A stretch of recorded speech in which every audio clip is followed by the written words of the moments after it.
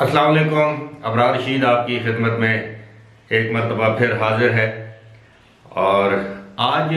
میں جس موضوع پر اظہار خیال کروں گا وہ تھوڑا سا بولڈ موضوع ہے، یعنی ایسا موضوع ہے کہ میں سجیسٹ کروں گا،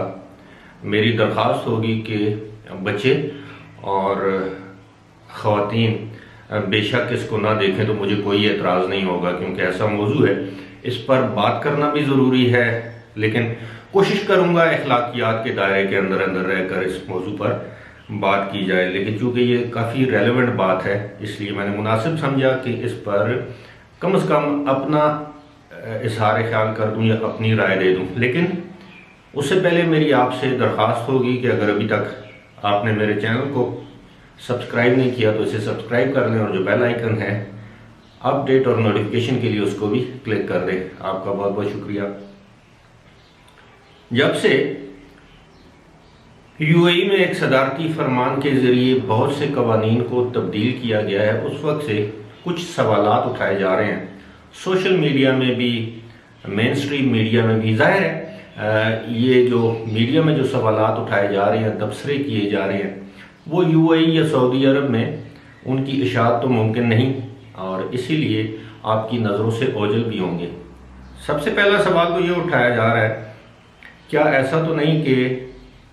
اسرائیل کے کہنے پر یو اے ای میں ان اسلامی قوانین کو اسلام کے منافق قوانین میں تبدیل کر دیا گیا ہے، اور اسرائیل کے کہنے پر گریجولی یو اے ای سے شریعت کے جو قوانین ہیں، جو تعزیری قوانین ہیں، جو سزا دینے والے قوانین ہیں، ان کو ختم کیا جا رہا ہے. سوال یہ بھی پوچھا جا رہا ہے کہ کیا آنے والے سالوں میں، دہائیوں میں ایسا تو نہیں کہ اسرائیل یو اے ای پر اور اس کے بعد عرب دنیا پر اپنا قبضہ جما لے گا، یعنی وہاں پر اپنی ثقافت رائج کر دے گا، وہاں پر اپنی اتنی زیادہ اثر و رسوخ پیدا کر دے گا اپنی معیشت کی وجہ سے، اپنی سرمایہ کاری کی وجہ سے، کہ یہ عرب مسلمان اسرائیل کے سامنے بے بس ہو جائیں گے اور ہتھیار ڈالنے پر مجبور ہو جائیں گے. اور کیا یہ حسن اتفاق ہے کہ جس دن یہ قوانین تبدیل کیے گئے جن میں زنا اور شراب کو جائز قرار دیا گیا، یعنی اماراتیوں کے لیے، مسلمانوں کے لیے بھی، اماراتیوں کے لیے، غیر ملکیوں کے لیے بھی زنا اور شراب کو جائز قرار دیا گیا، اس کے 2 یا 3 دن بعد اسرائیلی سیاحوں کی پہلی کھیپ جو ہے وہ دبئی پہنچی. تو یہ وہ 3 سوال ہیں. میں کوشش کروں گا نہ صرف ان کے جواب دوں بلکہ ان پر اپنی رائے کا اظہار بھی کروں. پہلے تو میں اس بات پہ قطعاً اتفاق نہیں کرتا کہ کوئی بھی ملک کسی دوسرے ملک کے کہنے پر اپنے قوانین تبدیل کر دے. لہٰذا ایسا ممکن نہیں ہو سکتا کہ یو اے ای کی حکومت یا وہاں کے حکمران اسرائیل کے کہنے پر اپنی ریاست یا اپنے ملک کے قوانین تبدیل کر رہے ہیں، اور وہ بھی شرعی قوانین ہوں. ہاں، یہ ضرور ہو سکتا ہے کہ اسرائیل سمیت دیگر ممالک کے غیر مسلم سیاحوں کو راغب کرنے کے لیے ایسے قوانین وضع کیے جائیں، یا ان قوانین کا خاتمہ کیا جائے جن کو وہ سمجھتے ہیں کہ شاید یہ قوانین سیاحوں کے لیے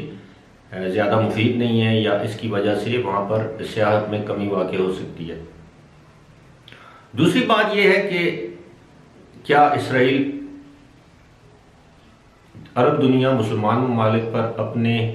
پیسے، سرمایہ کاری یا اپنی ثقافت کی وجہ سے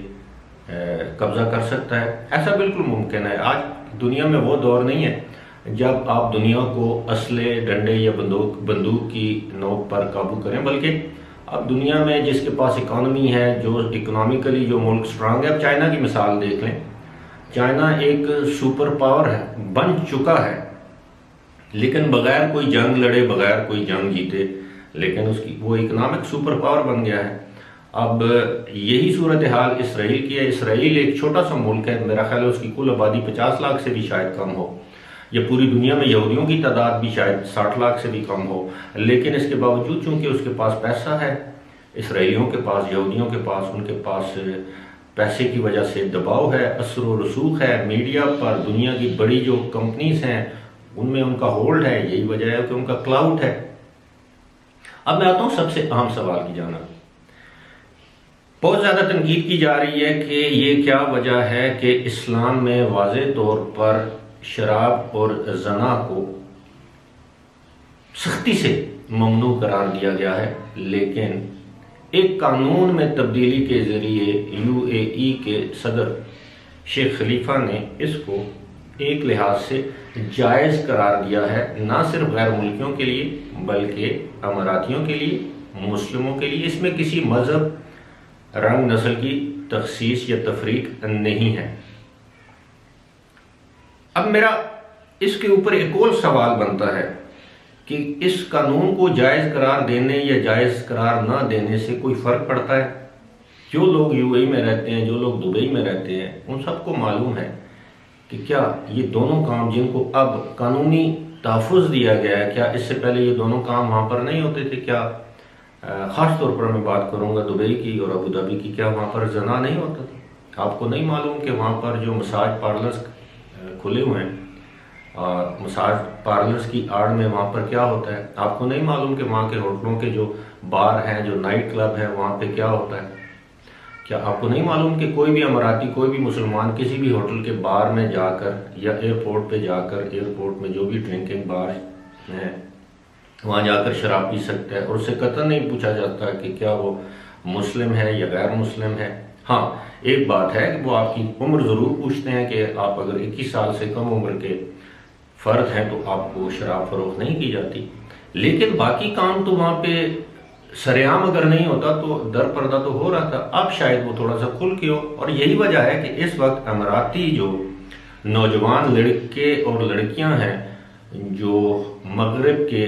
دل دادہ یا مغربی کلچر کے دل دادہ ہیں یا گرویدہ ہیں، وہ اس وقت انتہائی خوش ہیں۔ ایک بات ہے کہ دبئی میں آپ اگر غیر ملکی بھی ہیں اور مسلمان ہیں، اگر آپ وزٹ ویزا پر ہیں تو آپ ان کے جو شراب فروخت کرنے والے سٹور ہیں وہاں پر جا کر آپ شراب خرید نہیں سکتے تھے۔ آپ صرف ڈیوٹی فری ایئرپورٹ پر آمد یا روانگی کے وقت ایئرپورٹ کی حدود کے اندر آپ شراب خرید سکتے تھے۔ اب یہ ہے کہ وہ شراب بھی آپ کو دستیاب ہوگی، جس بھی سٹور پہ آپ جائیں گے وہاں پہ آپ کو شراب بھی بیچ دی جائے گی، کیونکہ اب اس پر ممانعت ایک ہی ہے کہ 21 سال سے زیادہ آپ کی عمر نہیں ہونی چاہیے اور آپ سرعام یعنی کسی پبلک مقام پر شراب پی نہیں سکتے، اور اسی طرح کسی پبلک مقام پر آپ کوئی نازیبا حرکت نہیں کر سکتے۔ لیکن پردے میں کسی بھی جگہ، جس طرح میں نے کہا ہے کہ اب زنا کی اجازت دے دی گئی ہے، البتہ کچھ تعزیریں ایسی ہیں، کچھ سزائیں ایسی ہیں، جیسے اگر آپ نے کسی کے ساتھ زبردستی کرنے کی کوشش کی تو اس کی کڑی سے کڑی، سخت سے سخت سزائیں ہیں۔ تو لہٰذا ایک لحاظ سے تو یہ بنتا ہے کہ جب سے اسرائیل کے ساتھ ان کے تعلقات ہوئے ہیں، ان کے معاملات میں کافی نرمی دیکھنے میں آ رہی ہے، لیکن ہم یہ نہیں کہہ سکتے کہ صرف ایک اسرائیل جیسی ریاست کے کہنے یا دباؤ میں UAE نے اپنے تمام اسلامی قوانین تبدیل کر دیے ہیں۔ لیکن میرا زیادہ خیال یہ ہے کہ جس طرح UAE کی اکانومی بیٹھ رہی ہے، ڈوب رہی ہے، اس کو بچانے کے لیے، آخری سہارا دینے کے لیے انہوں نے اس طرح کی قوانین وضع کیے ہیں کہ پہلے اگر کوئی اف اینڈ بٹ، اگر یا مگر تھا، اس کو بھی ختم کر دیا جائے اور یہ بتایا جائے کہ یورپ سے زیادہ آزادی ان ممالک میں ہے، اور آپ اگر اپنی نجی کسی بھی جگہ پر کوئی بھی اپنی عیاشی کا سامان پیدا کرتے ہیں یا عیاشی کرتے ہیں تو آپ سے کوئی پوچھ گچھ نہیں ہوگی۔ فی الحال اسی کے ساتھ مجھے دیجیے اجازت۔ خدا حافظ۔